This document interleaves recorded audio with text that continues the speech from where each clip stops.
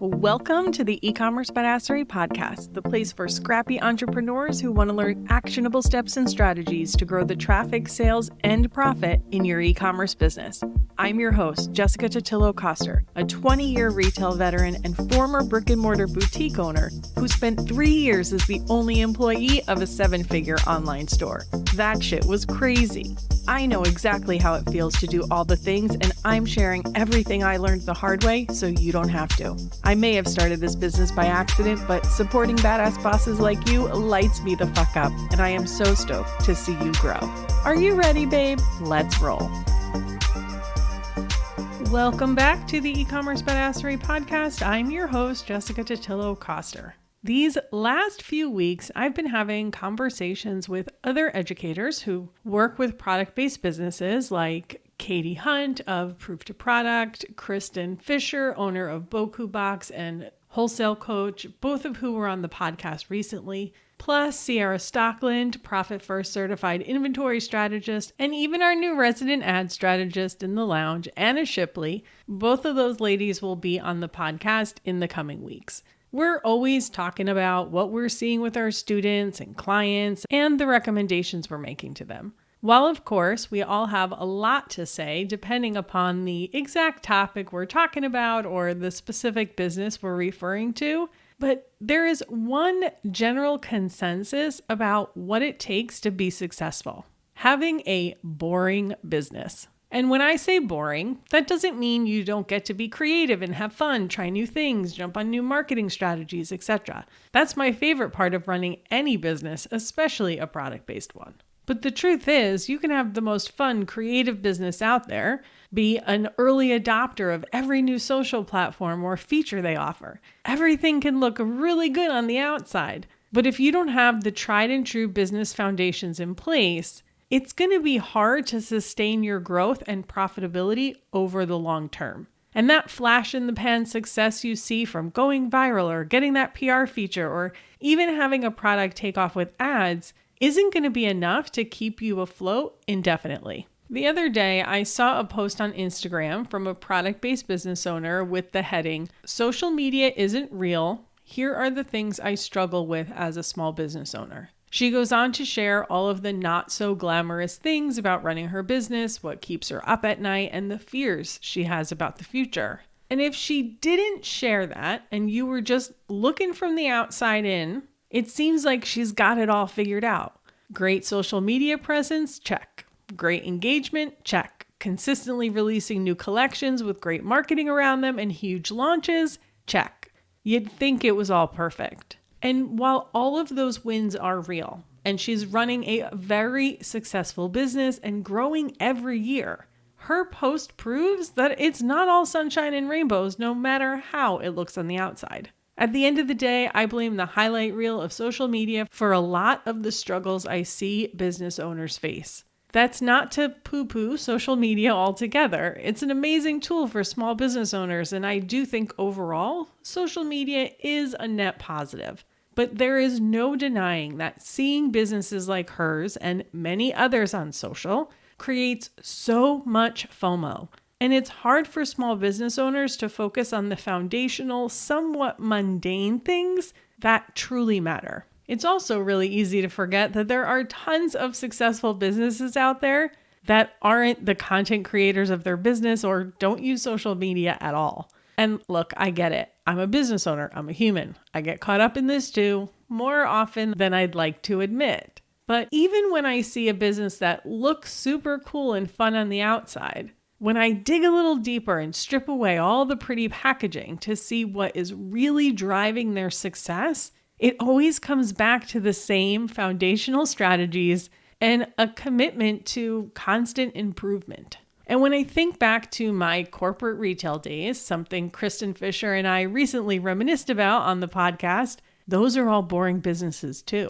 Essentially, you don't have to do all the things, you just have to do a handful of them really well. Moving forward, my goal is to make sure you and the rest of my students and clients are building boring businesses. I'm so dedicated to this idea, I even incorporated it into the latest iteration of the Lounge sign-up page. Because boring businesses mean you don't have to chase every shiny object. Your marketing strategy will age like a fine wine and get better over time.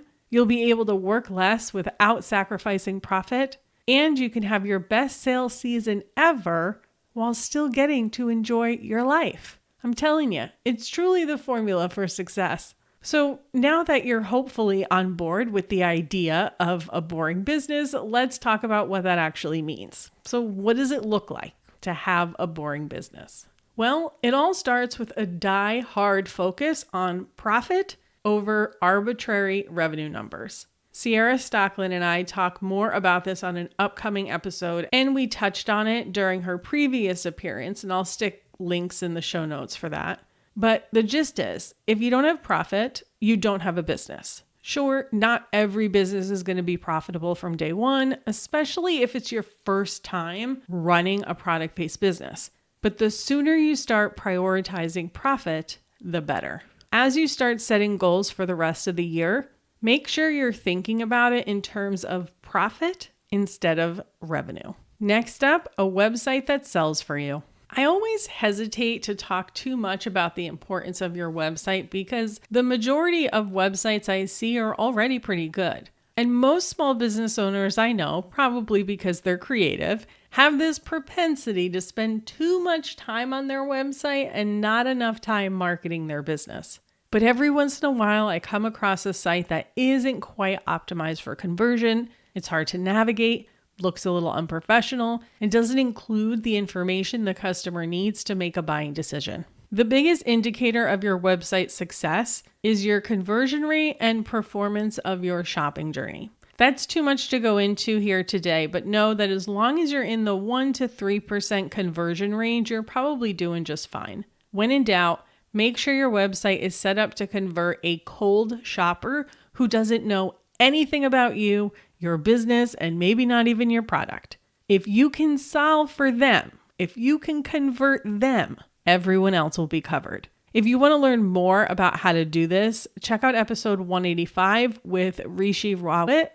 He's a master of conversion optimization, and that episode is gold. Now, we've already talked a little bit about social media and how you don't actually need social to get attention for your business, but you do need some sort of external marketing or exposure to attract new customers. Just because you built it doesn't mean they'll come. And while repeat customers are essential to your profitability, and we're going to talk more about them in a bit, you can't create repeat customers if you don't have any new ones. What this looks like for you is going to depend on a lot of factors, including where your perfect customers hang out and what you actually enjoy. Sure, it might be daily social media posts, but it could also be organic engagement on a platform like Reddit, something that's working quite well for a lounge member at the moment. Or it could be collaborations with other small businesses, getting your products into retail stores, getting them on other sales platforms, exhibiting at in-person events, hosting virtual shopping events, participating in virtual vendor events, getting PR coverage, doing product pre-launch events, paid ads, or a combination of any of those. There are a lot of ways to get attention for your business. Your goal is to identify the ones that make sense for you, go all in on them, and continue to iterate and improve over time. I have a ton of podcast episodes diving deeper in how to actually market your business. Make sure you check the show notes for all of the links. Once you've attracted those new customers, now it's time to turn them into repeat customers and to do it as quickly as possible.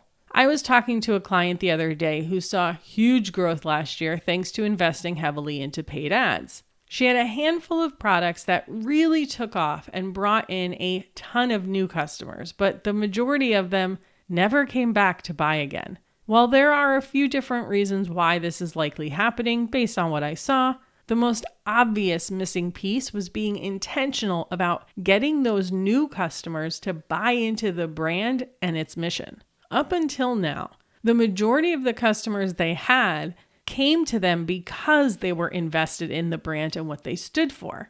This new cohort came in because they liked the product that went viral on paid media. That grew was not invested in the brand at all. And sure, it was great to get all those sales, but because most of them came from paid media, the cost to acquire them was too high, to justify only getting one sale. What this looks like in practice is going to vary business to business. But the easiest way to make sure you're doing your part to turn that first-time customer into a repeat customer is through email marketing and a solid post-purchase flow. Which leads me to the next pillar of a boring business, and that's a killer email marketing strategy. You knew I was going to say that, right?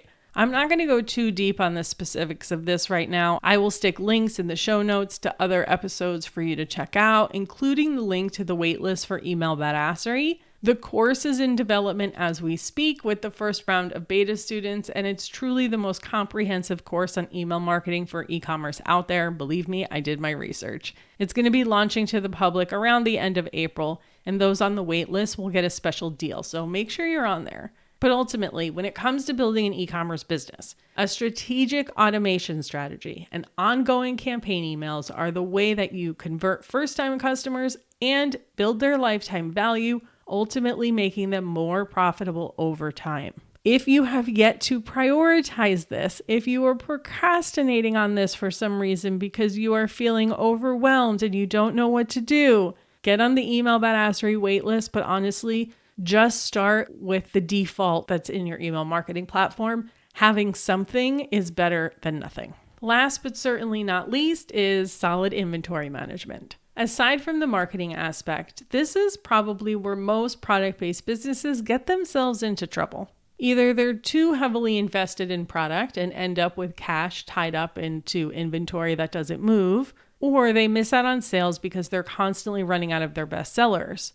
This is truly one of the hardest parts of running a product-based business, especially if you have a wide product assortment across multiple different categories. It's a true marriage of art and science, and it takes practice. If you don't have a system for managing your inventory, this is something you definitely need to stop putting off and really start diving into. And yes, I've got some podcast episodes to get you started with it, and I'll stick links to those in the show notes. So, how do you feel about having a boring business? I know it doesn't sound or feel sexy, but you know what is sexy AF? Profit and cash in your pocket. A business that doesn't keep you up at night. Well, at least not every night. You're still an entrepreneur. Time away from your business, doing the shit you love with the people you care about. Traveling the world, eating a pint of ice cream while binge watching Netflix because you can, not because you're trying to escape. I don't know about you, but if building a business that supports the lifestyle I want to create, gives me limitless possibilities and the freedom from a thankless corporate job, if that requires me to create a boring business, I'm game. Make sure you check the show notes for links to all the other episodes and resources to help you optimize the boring parts of your business.